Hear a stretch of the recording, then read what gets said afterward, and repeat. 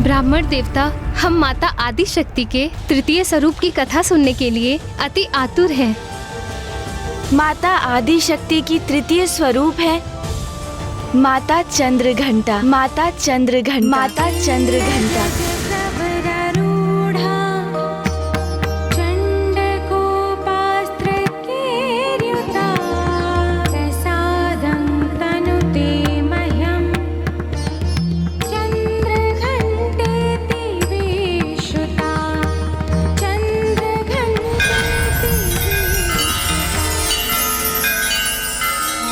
नवरात्रि के तृतीय दिवस अर्थात आज के दिवस माता चंद्रघंटा की पूजा होती है और आज के दिवस साधक का मन मणिपूरक चक्र अर्थात तृतीय चक्र में स्थित होता है। चंद्रघंटा, कितना अनोखा नाम है माता के इस स्वरूप का। महाराज, माता चंद्रघंटा का ललाट अर्धचंद्र के टीके से सुशोभित है, इसलिए इन्हें चंद्रघंटा कहा जाता है।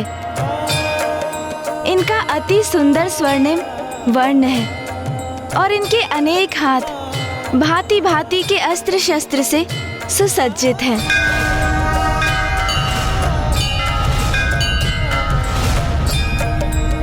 ब्राह्मण देवता, आपने हमें ये तो बता दिया कि माता के इस स्वरूप के नाम में चंद्र का समावेश क्यों हुआ, किंतु उनके नाम में घंटा शब्द के जुड़ाव का क्या अभिप्राय है? इस प्रश्न का उत्तर देने हेतु मुझे आपको माता चंद्रघंटा स्वरूप के उजागर होने की कथा सुनानी होगी। ब्राह्मण देवता, कृपया करके ये कथा सुनाइए। माता पार्वती और महादेव का विवाह संपन्न हुआ और विधि विधान के अनुसार माता पार्वती की अपने मायके से विदाई हुई।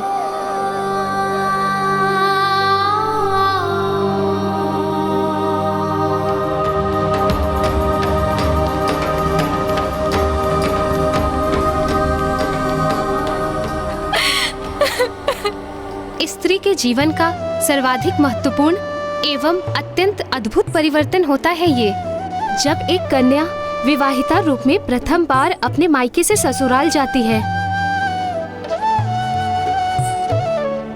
तो इस प्रकार एक ओर माता पार्वती अपने नवीन निवास कैलाश की ओर प्रस्थान कर रही थी, तो वहीं दूसरी ओर तारकासुर अपनी मायावी नगरी शोणितपुर के रूप में अपने नवीन निवास का निर्माण पूर्ण कर चुका था।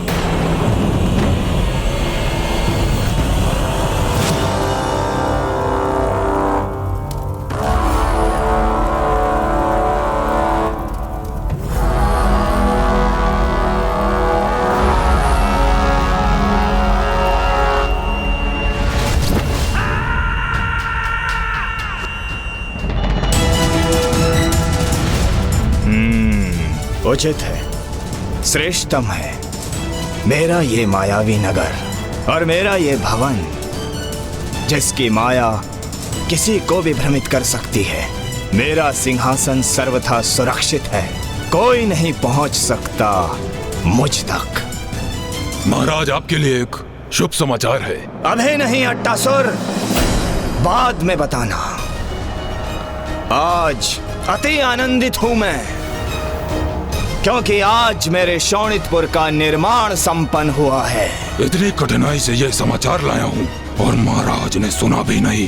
क्षमा करें महाराज, किंतु ब्रह्मदेव के वचनों से प्रभावित होकर अपने स्वर्ग का परित्याग कर दिया और उन्हीं के सुझाव से अपने शोणितपुर का भी निर्माण किया। किंतु ये क्या आवश्यक है महाराज? मेरा अर्थ है ये नगरी सुंदर है, उत्तम है, किंतु ऐसा क्या विशेष है इस नगरी में? कदाचित तुम्हारा विचार उचित है रात्रिसुर, किंतु अब मेरे शोणितपुर का निर्माण हो चुका है, तो फिर अब इस प्रश्न को उठाने का कोई स्थान नहीं। तो क्यों ना हम इसका आनंद उठाएं? कितना मूर्ख है असुरराज तारकासुर, स्वर्ग त्याग दिया इस व्यर्थ के छद्म भवन के लिए।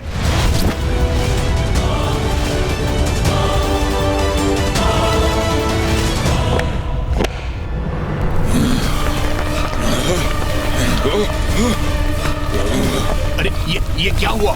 ये कैसी ध्वनि है और ये भूकंप कैसा?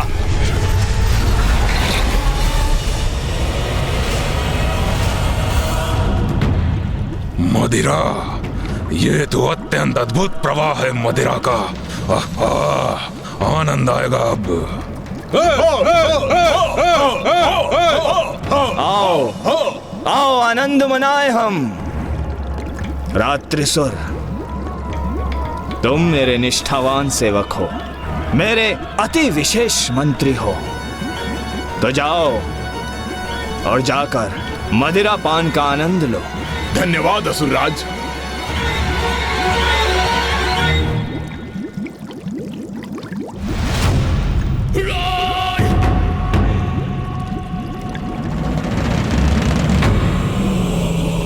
एक और तारकासुर अपने नवीन निवास शोणितपुर के निर्माण की प्रसन्नता में डूबा था, तो वहीं दूसरी ओर माता पार्वती महादेव के संग उनके निवास कैलाश पहुंची, जहां अब उनके समक्ष चकित कर देने वाला दृश्य था। देवी पार्वती, अपने दाहिने पांव से कलश को झुकाकर अपने नवीन आवास में प्रवेश कीजिए।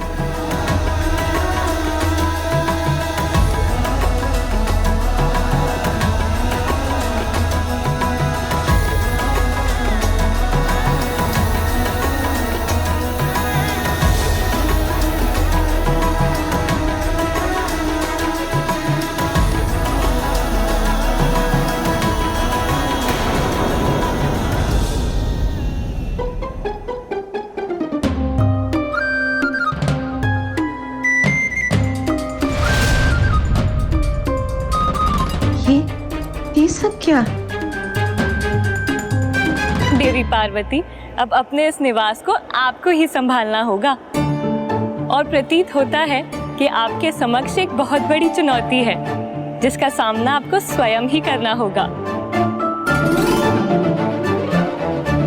अब आप मुझे आज्ञा दीजिए।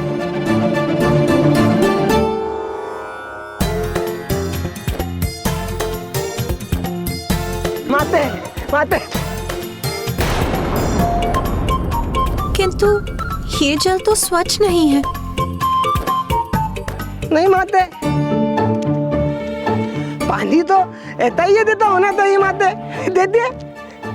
तोतला जी, आप समझे नहीं, माता को जल नहीं चाहिए। उती तो फिर। स्वामी, मुझे ज्ञात है पार्वती, तुम यात्रा से थक गए होंगे, इसलिए अब थोड़ी देर विश्राम कर लो।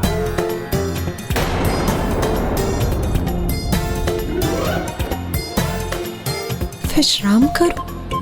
किंतु कहाँ? माते आइए, मैं आपको भवन दिखा देता हूँ, आइए ना। माता, तोतला जी का आशय है कि वो आपको संपूर्ण भवन दिखाना चाहते हैं। आइए। अब देखने को और शेष रह क्या गया है? देख क्या रहे हो रात्रिसुर, पियो उसे।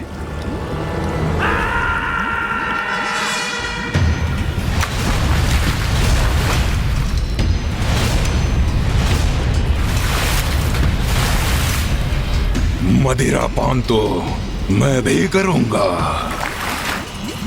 रुको अट्टासुर, अपनी बारी की प्रतीक्षा करो। कार्य सभी मैं करूं, और विशेष रहे ये रात्रिसुर मदिरा पान का आनंद ले। महाराज मुझे एक तुच्छ सेवक के समान ही समझते हैं, जो बस प्रतीक्षा ही करे अपनी बारी की।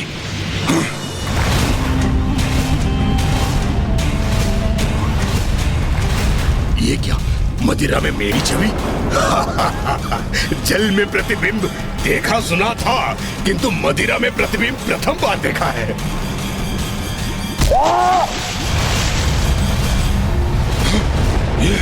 ये क्या हुआ? ये तो मदिरा में ही समाहित हो गया।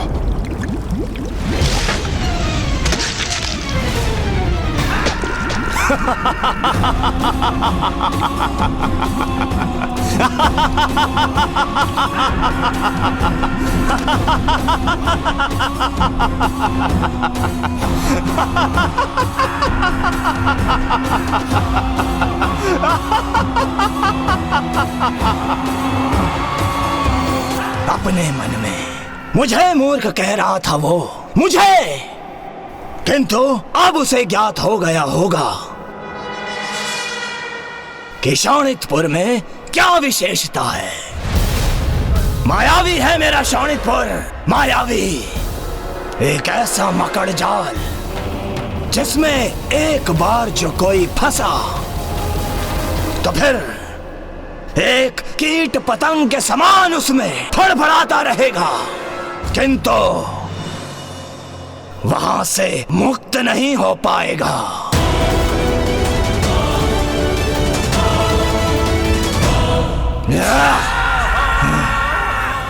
अट्टासुर, क्या समाचार देने वाले थे तुम मुझे? महाराज, यही ना कि महादेव और देवी पार्वती का विवाह संपन्न हो चुका है और वो कैलाश पर्वत की ओर प्रस्थान भी कर चुके हैं, किंतु मात्र कैलाश जाने से क्या होगा? अरे पुत्र तो प्राप्त नहीं हुआ है ना, और वो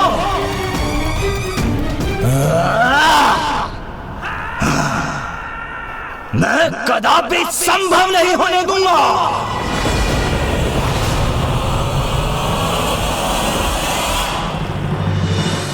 तो क्या तारकासुर के पास महादेव और माता पार्वती के विवाह का समाचार पूर्व से ही था? हाँ, किंतु तारकासुर को इसकी कोई चिंता नहीं थी, क्योंकि शोणितपुर का निर्माण तो हो चुका था और अपनी इस मायावी नगरी में उसे स्वयं के सुरक्षित होने का आभास भी हो रहा था। और उधर कैलाश में माता पार्वती प्रथम बार अपने जीवन में सब कुछ अस्त व्यस्त देख रही थी। आइए माते, आइए माते, ये देखिए, ये अपना तुंदल लतोई दल।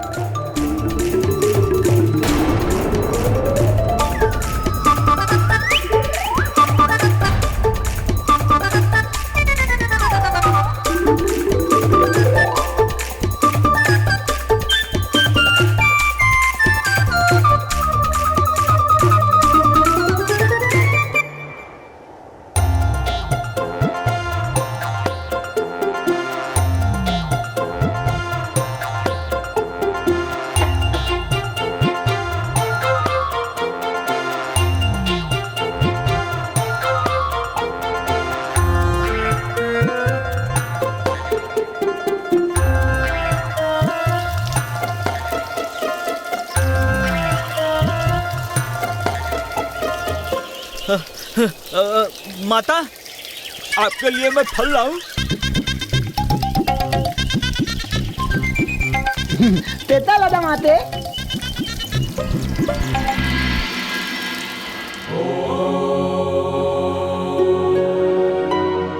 इन सब के मध्य स्वामी ध्यान मग्न है। स्वामी,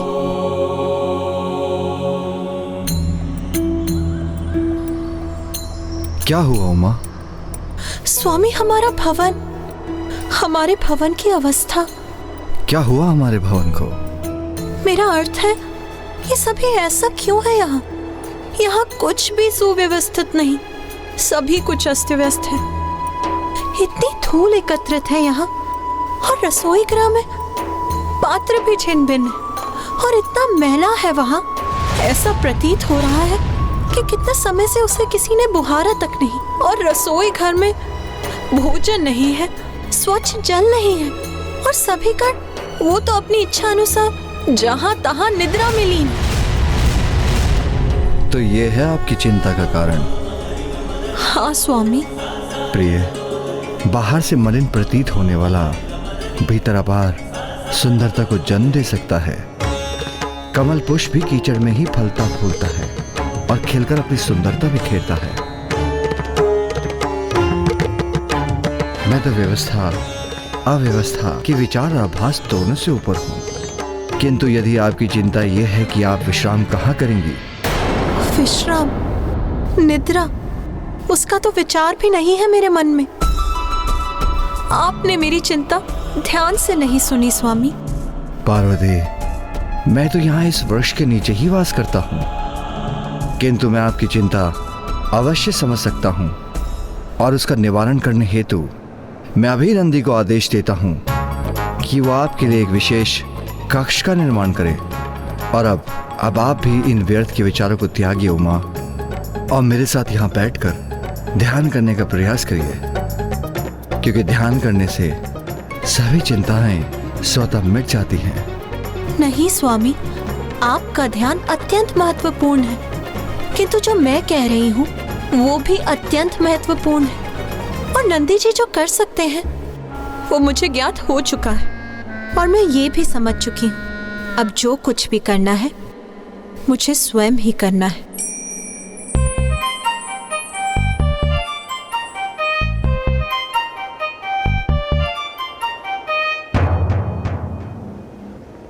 आप ध्यान कीजिए स्वामी, और मुझे यहाँ की अवस्था पर ध्यान देने दीजिए। यहाँ अब सब कुछ मुझे ही उचित करना होगा।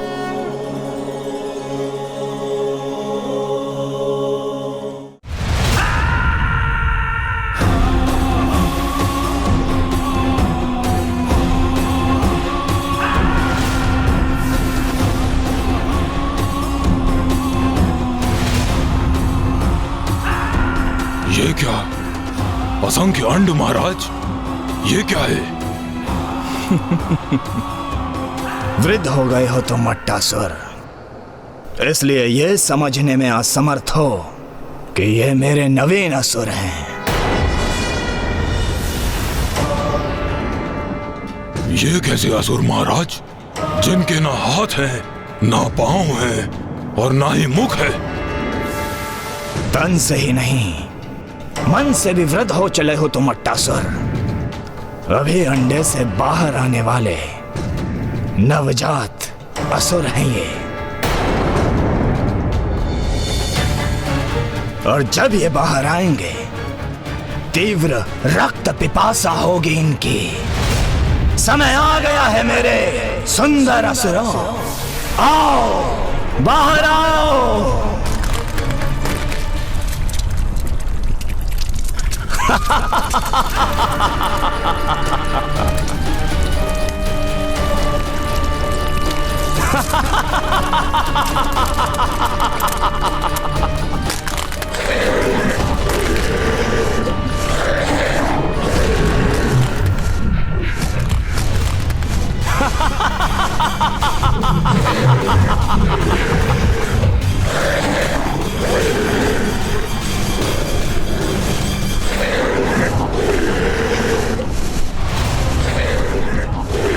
देखो, मेरे नवीन स्वामी भक्त असुर हैं ये। जाओ, पूर्ण करो अपने जीवन का उद्देश्य। आक्रमण करो कैलाश पर्वत पर, अंत करो देवी पार्वती का।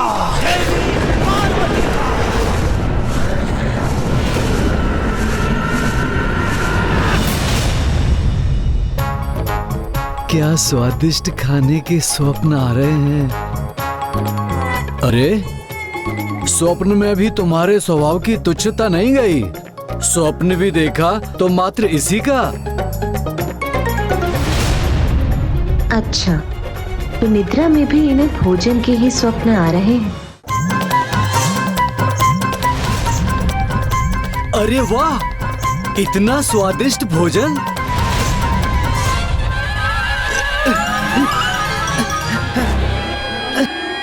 रुक जाओ, कोई आगे नहीं बढ़ेगा, कोई इस भोजन को स्पर्श नहीं करेगा। क्या हुआ माता? सब कुशल तो है ना?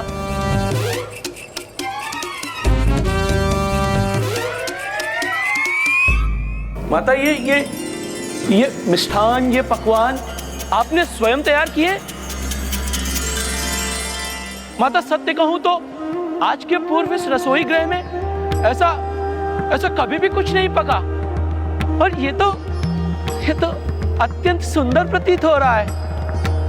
माता, हमें बहुत भूख लगी है, ते हम ये भोजन ताले?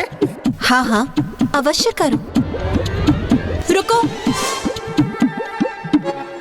किंतु सर्वप्रथम स्नान करो, उसके बाद इस संपूर्ण स्थान को बुहारो। फिर हम सभी एक स्वच्छ स्थान पर शिवलिंग की स्थापना करेंगे। फिर प्रभु की पूजा के बाद सर्वप्रथम महादेव के भोजन प्राप्त करने के बाद मैं तुम सभी को भोग प्रदान करूंगी। जो आज्ञा माता।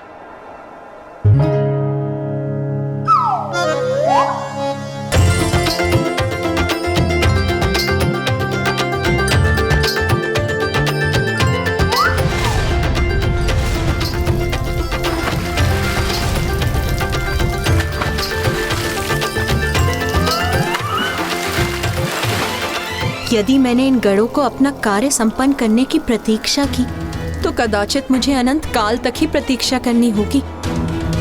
मैं पूजा की तैयारी आरंभ करती हूँ। माता ये लीजिए पूजा की सामग्री। एक ओर माता कैलाश की अवस्था में सुधार ला रही थीं, तो दूसरी ओर तारकासुर के नवजात असुर माता को क्षति पहुंचाने हेतु कैलाश की ओर बढ़ रहे थे। यह अखंड ज्योत कैलाश को सदा प्रकाशित करती रहे।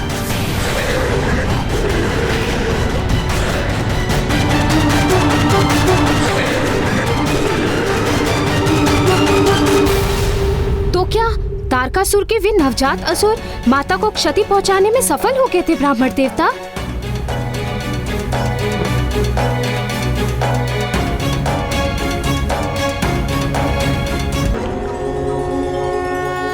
ओम नमः शिवाय।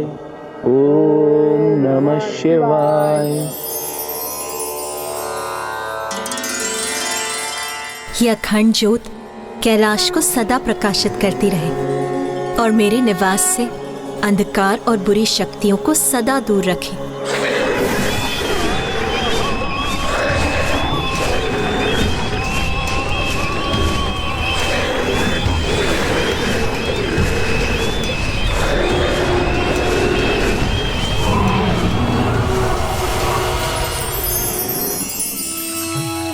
ओम नमः शिवाय।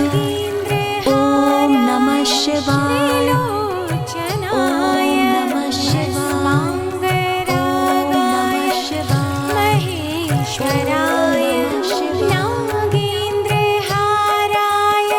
त्रिलोचनाय भस्मांगरागाय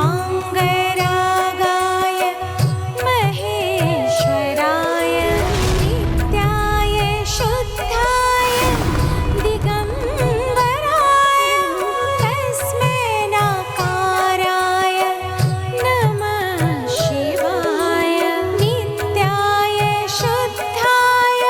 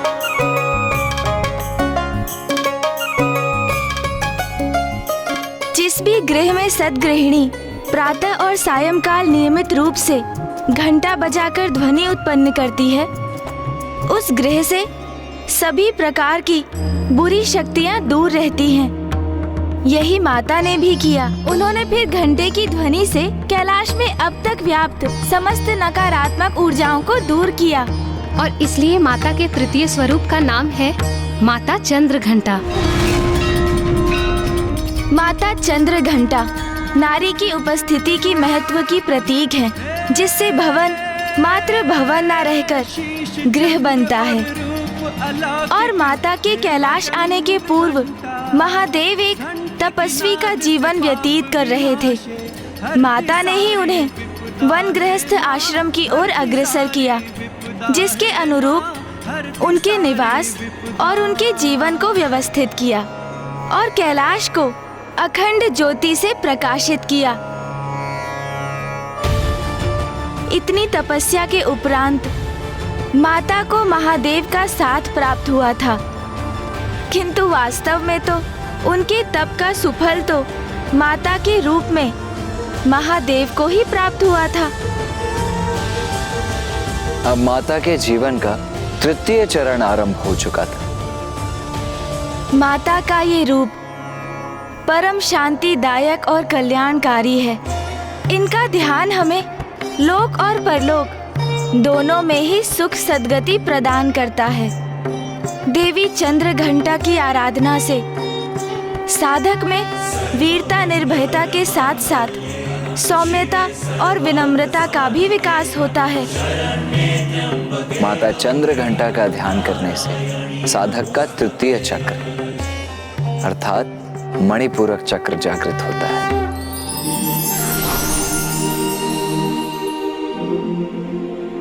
तृतीय चक्र अर्थात मणिपूरक चक्र हमारे विवेक को जागृत कर उसके चरम पर ले जाता है हमें। और जब हमारी कुंडलिनी के इस चक्र में ऊर्जा का प्रवाह होता है, तो हम अपने पूर्व के निर्णय के उचित और अनुचित पर पुनः विचार करने पर विवश हो जाते हैं। महाराज, माता, अब आप भी माता का ध्यान कीजिए। अवश्य।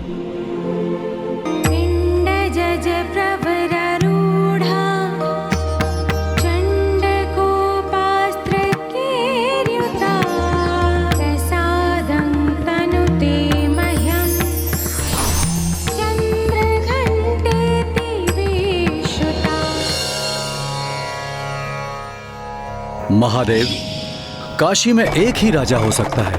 यदि मुझे यहाँ राज्य करना है तो आपको यहाँ से प्रस्थान करना होगा।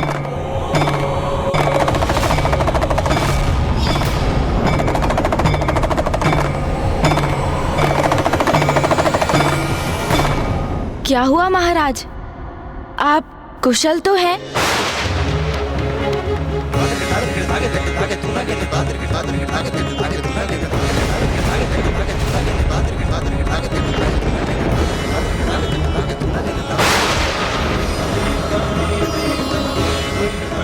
ऐसा क्यों आभास हो रहा है मुझे कि जैसे मुझसे कोई बहुत बड़ी भूल हो गई हो।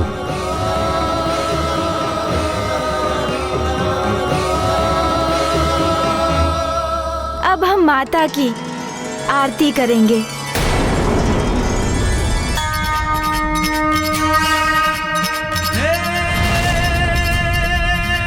शीश चंद्र और रूप अलौकिक है माँ चंद्र घंटा। घंटे की नाद से पाप विनाश हरती सारी विपदा है माँ, हरती सारी विपदा है माँ, हरती सारी विपदा। कल प्रातः हम माता के चतुर्थ स्वरूप की कथा सुनेंगे। चतुर्थ स्वरूप अर्थात चतुर्थ दिवस। हर दिवस के साथ मुझे ज्ञान के साथ ग्लानि का आभास क्यों हो रहा है?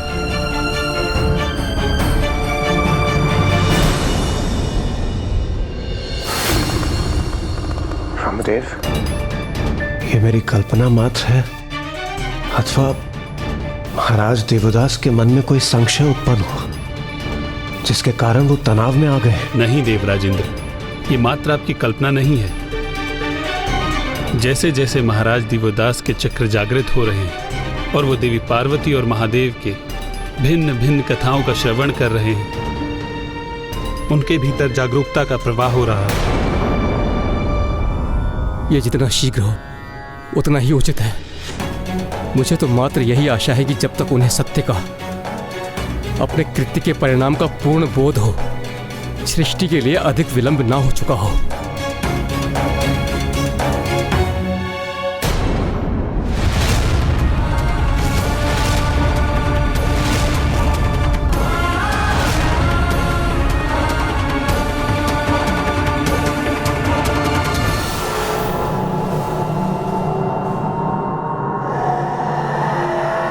काशी में मात्र एक ही राजा रह सकता है, फिर वो काशी राजा आप हैं अथवा मैं। इसका निर्णय मैं आप पर छोड़ता हूँ प्रभु। और यदि राजा बनने का कर्तव्य मुझे पालन करना है तो आपको काशी छोड़कर जाना होगा महादेव, तो आपको काशी छोड़कर जाना होगा महादेव।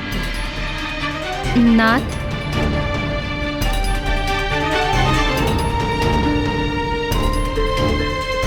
नाथ, मैं पूजा के समय से देख रही हूँ आप बहुत तनावग्रस्त प्रतीत हो रहे हैं। सब कुशल तो है ना? मैं तो माता के अगले स्वरूप की कथा श्रवण करने की प्रतीक्षा कर रही हूँ। आपको तो ज्ञात ही है, इतने अनेक प्रकार से मैं भी माता की यात्रा में स्वयं की यात्रा ही देख रही हूँ।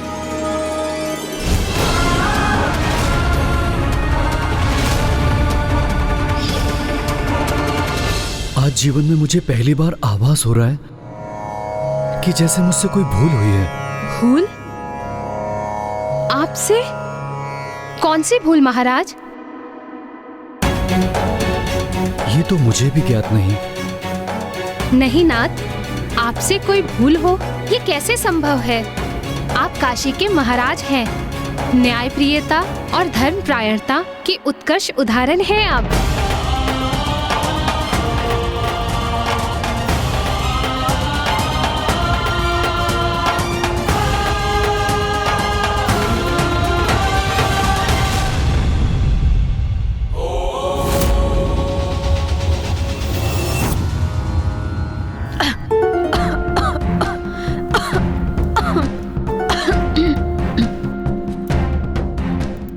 माता आदिशक्ति, मुझे शक्ति दीजिए कि मैं यहाँ बंदी रहने की अपार पीड़ा सह सकूं। मुझसे रहे ब्रह्मदेव एवं देवगण को तो और भी अधिक कष्ट होता होगा। मुझे इतना बल दीजिए माता कि आपके आशीर्वाद से यहाँ से मुक्त होने तक मैं यहाँ स्थिरता से रह सकूं। वाह वाह!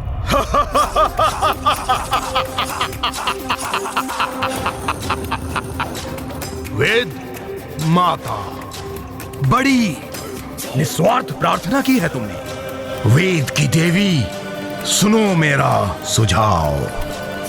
देवताओं की चिंता छोड़ो और अपनी चिंता करो, क्योंकि तुम्हें मुक्त कराने यहां कोई नहीं आएगा।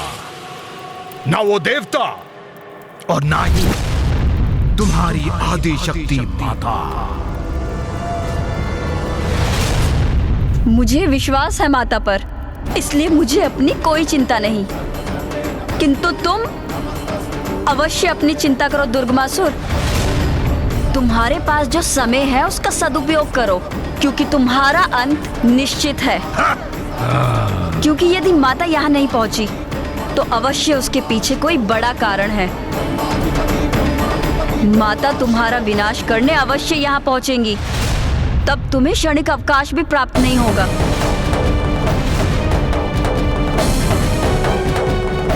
आदिशक्ति नमो नमः। रक्षा कीजिए माता। बड़ा दम है ना इन्हें अपनी माता की शक्ति का। तो मैं भी देखता हूँ कब यहाँ पहुँचती है और क्या करती है।